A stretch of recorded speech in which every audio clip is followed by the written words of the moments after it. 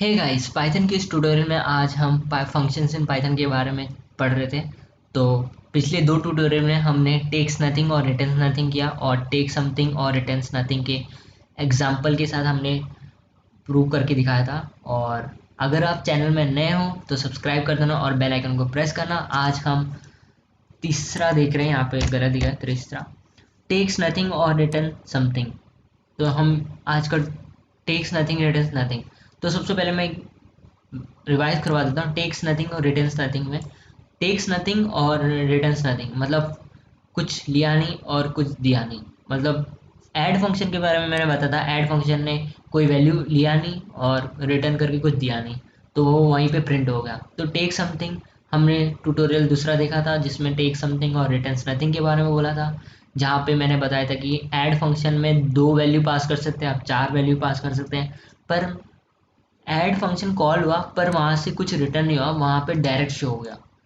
तो second example भी prove हो गया टेक समथिंग रिटर्न नथिंग का। तो आज हम टेक्स नथिंग रिटर्न समथिंग मतलब कुछ लिया नहीं पर रिटर्न कुछ कर रहा है।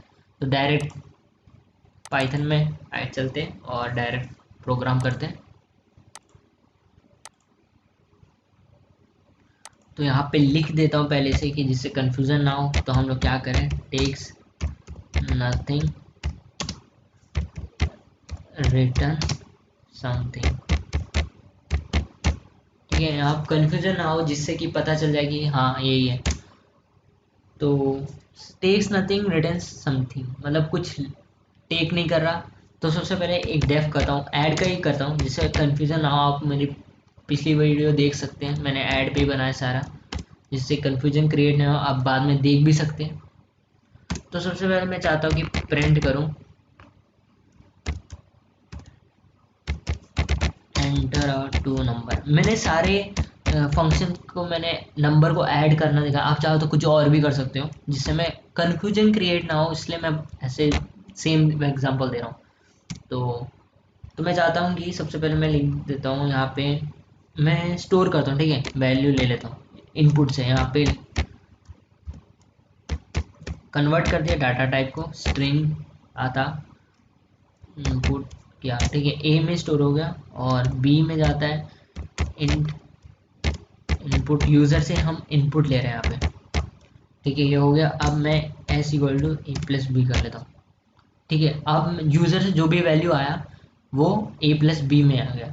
तो अब मैं चाहता हूँ कि फंक्शन को कॉल करें, फंक्शन को कॉल करें। तो मैं लिखता हूँ ये मैंने फंक्शन बना दिया, मैंने फंक्शन को बना दिया, अब फंक्शन को कॉल करेंगे। तो मैंने फंक्शन, तो अब इसमें क्या है कि टेक्स नथिंग, देखो यहाँ पे कुछ वैल्यू नहीं ले रहा, टेक्स नथिंग रिटर्न समथिंग। तो रिटर्न तो करना चाहिए ना, S equal to A plus B add तो हो गया। फंक्शन हो गया एंटर टू नंबर बोला, उसके बाद यूज़र ने एंटर किया कोई नंबर, ए में स्टोर हो गया, बी में स्टोर हो गया, उसके एस में वैल्यू आ गई जो ए प्लस बी को ऐड कर दिया।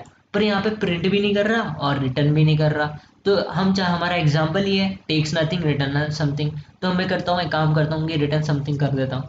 तो रिटर्न ही कर देता हूँ, भाई रिटर्न कर, तेरा पैसा मैं तेरे को रिटर्न ही कर रहा हूँ, तू पैसे मत दे, मैं वापस तेरे को रिटर्न कर रहा हूँ। तो रिटर्न एस कर दिया। तो रिटर्न एस कर दिया। अब मेरे को वैल्यू स्टोर, जो मैंने फंक्शन को कॉल किया था तो वो रिटर्न कर रहा है। तो अब मेरे को इसको भी तो किसी वैल्यू में रख स्टोर करना पड़ेगा ना। एक्स इक्वल टू, नहीं एक्स तो नहीं ले सकता, हाँ चलो चलता है, एक्स ले सकता हूँ। एक्स में स्टोर किया ऐड फंक्शन को। जब प्रोग्राम रन होगा सबसे पहले एक्स पे आएगा, एक्स में ऐड फंक्शन है। तो हो ऐड फंक्शन, अब फंक्शन को कॉल करना पड़ेगा। तो ये फंक्शन को कॉल कर रहा है।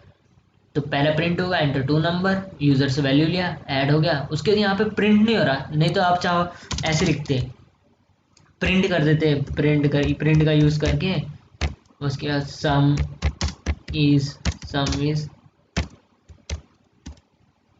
ऐसे लिख देते हैं। यहाँ पे ऐसे ऐसे भी लिख सकते हैं, तब वो रिटर्न नथिंग हो जाता, तब यहाँ पे और एक मैं रिटर्न नथिंग हो जाता, वो नथिंग हो जाता।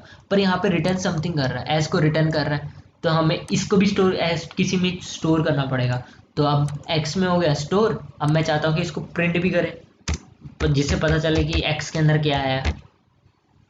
मैं एक काम करता हूँ, सबसे पहले मैं ऐसी बिना उसके शो करता हूँ जिससे पता चल जाए, आपको कन्फ्यूजन ना हो।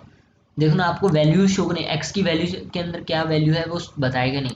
यूजर से तो वैल्यू ले लेगा पर वैल्यू दिखाएगा नहीं। देखो एंटर अ टू नंबर, मैं डालता हूँ 56, एंटर करता हूँ 67 दूसरा नंबर। तो यहाँ पे देखा 50 यूजर से वैल्यू ले लिया, ए में चला गया 56, बी में चला गया 67, एस में गया, मैं बता दूंगी एस में आया 67, वो वैल्यू हमने क्या क्या ली थी 56 और 67, 56 और 67 लिया जो ये ऐड हो गया, रिटर्न किया एस, ठीक है, रिटर्न किया एस, और एक्स में चला गया, ये यहाँ पे आ गया, यहाँ पे आ गया जो इसका आंसर एस आ गया यहाँ पे, ठीक है, एस का आंसर, ठीक है। अब हमने प्रिंट किया ही नहीं, तो अब प्रिंट भी कर देते हैं, प्रिंट कर देते हैं, एक्स को प्रिंट करके दिखा दो। नहीं तो एक काम करते हैं, सम इज